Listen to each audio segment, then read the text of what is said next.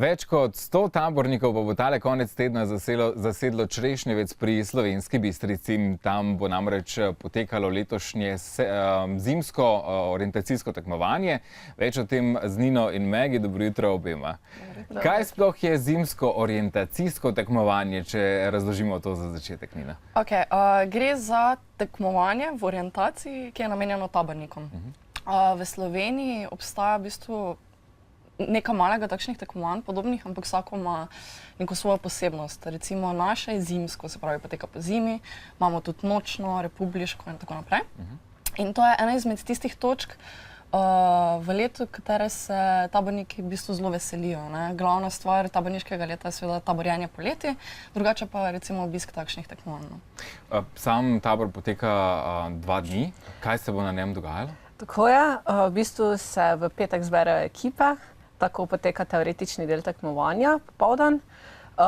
Vrisujejo se točke na zemljevide in pa opravijo se topotesti, torej topografski testi. Potem se prespi v telovadnici, naslednje jutro okoli 7 ure pa se ekipe odpravijo na proge in se preizkusijo še v teoretičnem delu tekmovanja.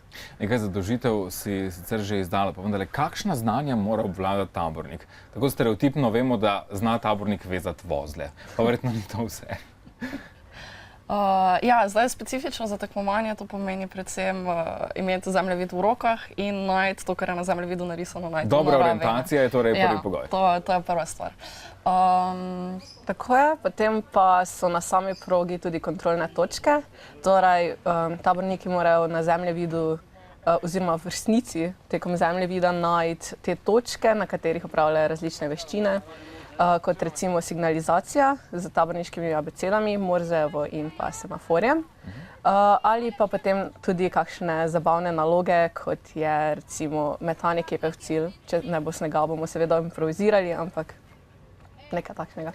Sami taborniki, če človek gleda nazaj v preteklost, so se razvili iz gozdovnikov. Dejansko nekako tudi spodbujate opazovanje narave, življenje z naravo, znajti se v naravi.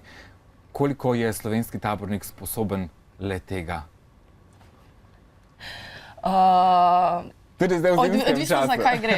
Tudi v zimskem času se da, sicer ponavadi recimo po zimi ne gremo ravno spat v naravo in tako, ampak se včasih delajo zimski bivaki.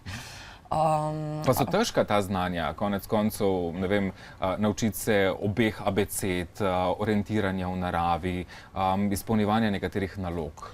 V bistvu sama znanja po sebi niso tako težka, kot se ti pač mora dati naučiti. Kakšno pa je zanimanje med mladimi? So za taborjenje, za taborništvo ali je bolj tisti računalnik, ki jih drži doma, pa nič kaj ne gre ven? Ne, kar je v bistvu zdaj zadnje nekaj let to zanimanje malo narašča. Res pa je, da se otroci ukvarjajo z različnimi stvarmi, se ukvarjajo športom in računalniškimi igricami, ne vem, različnimi interesnimi področji in taborništvo poskuša v bistvu zajeti vse, kar bi mladega lahko zanimalo. Sami ste prišli tudi v uniformah, tudi te so razpoznavni znak tabornikov in na drugi strani tudi skavtov. Rutici sta različni barvi, ena je oranžna z rumenim robom, druga je modra z rumenim robom. Kaj to pomeni? V bistvu rutice določajo naše starosti. Jaz recimo sem popotnica in imam modro rutico z rumenim robom. Nina pa je starejša od mene in je RR, raziskovalka in ima oranžno rutico z rumenim robom. Kakšne so omejitve za tabornike? Najmlajši, najstarejši? Kdo je lahko tabornik? Načeloma ni omejitev. Se pravi, ponavadi vseeno sprejmemo, kar se tiče spodnje meje, otroke, ki so vsaj nekoliko samostojni, se pravi, da vsaj malo vladajo stvari kot kaj pomeni zobke prati in to, in da je treba preobleči majico, recimo. Kar pomeni, da nekje najmlajši se nam na taborjenju pridružijo pri 5-6 letih že lahko. Navzgor pa v bistvu ni omejitve. Mladi nekje do 30. leta smo definitivno aktivni v organizaciji, prevzemamo recimo vodniške vloge, vodje smo in tako naprej. Kasneje v odrasli dobi pa predvsem predstavljamo nekakšno podporno vlogo mladim. Tako, če predno rečemo kakšno o taborništvu, taborjenju, tudi zimskem orientacijskem tekmovanju, pa si privoščimo še nagradno igro.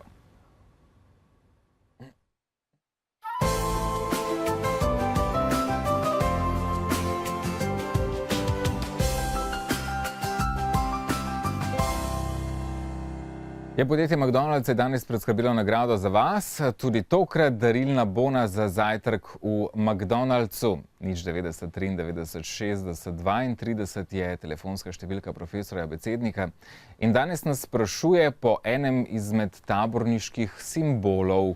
Omenjali smo ga, tako da verjamem, da naloga ugibanja, po katerem taborniškem simbolu bi lahko profesor Becednik danes spraševal, ne bo pretežka, tudi črka T kot Tržič ali pa Trbovlje je že znana. 090 93 60 32 in lep pozdrav komu? Nataša? Nataša, pozdravljeni. Nataša, katero črko nam dajete na voljo? Pa nisem slišala vprašanja, prosim. Iščemo enega izmed znakov, taborniških znakov, taborniških insignij, taborniških simbolov. U kot unec. Ja. Kaj pravi profesor Becednik? Pravi, da je ta črka v tej besedi. Bi ugibala rutica. Rutica, tako je, rutica, tudi o tem smo govorili, označuje pa starost, torej tabornice ali tabornika in čestitke, kot rečeno, Hvala. sta bona za zajtrk v McDonald'su vaša. Dober tek.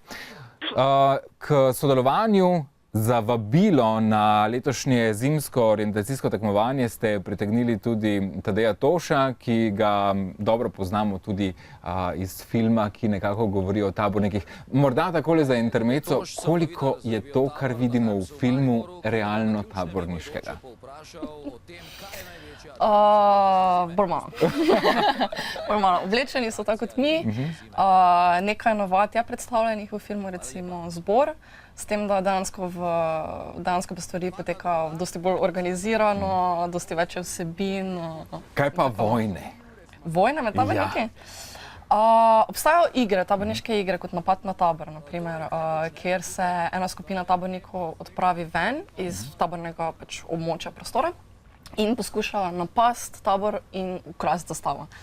Tako da obstajajo takšne igre. Obstajajo tudi te variante. So še možne prijave na letošnje zimsko orientacijsko tekmovanje? Seveda, prijave so načeloma možne do jutrišnjega dne, do četrtka.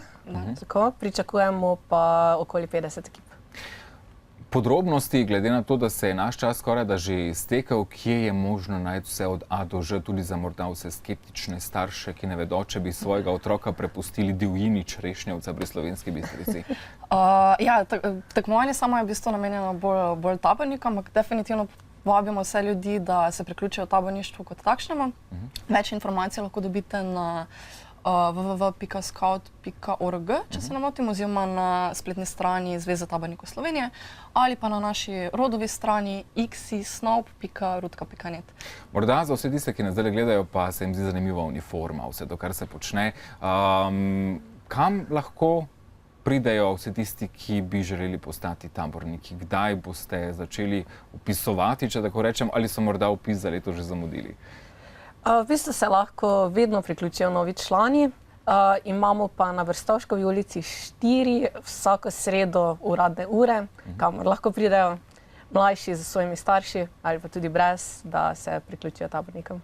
Morda za čisto konec še najtežja naloga ali pa najtežje znanje tabornika? Je ni ali pač? Ne, tabornik je vedno pripravljen. Tako nič ne sme presenetiti tabornika. Kot pravimo, tabornik se nikoli ne izgubi, ampak samo zaide iz idealne poti. Tako, naj bo tudi tole vodilo v današnjem dnevu. Hvala lepa, uspešno izpeljavo zimskega orientacijskega tekmovanja in vsekakor se vidimo. Vas bomo našli na črešnjevcu, čeprav nismo taborniki. Hvala lepa.